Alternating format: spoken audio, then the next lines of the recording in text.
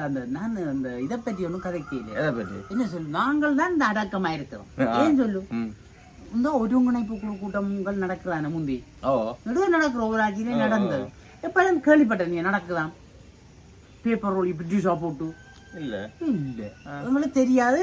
அங்க அதுக்கு வேலை செய்யறாங்களுக்கே தெரியாம இருக்கு இந்த கூட்டம் நடக்குதாம், இது கூட்டமாம் என்ற மாதிரி.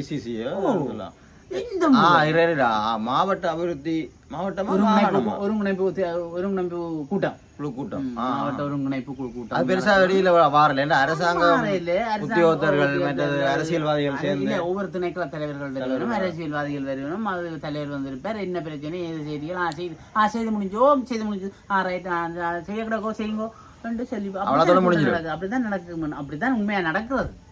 சில இடங்கள்ல பிரகண்டங்கள் வாரது சண்டை கொடுப்பாங்க, சண்டையில் அம்பாறது. ஆனா இந்த முறை அது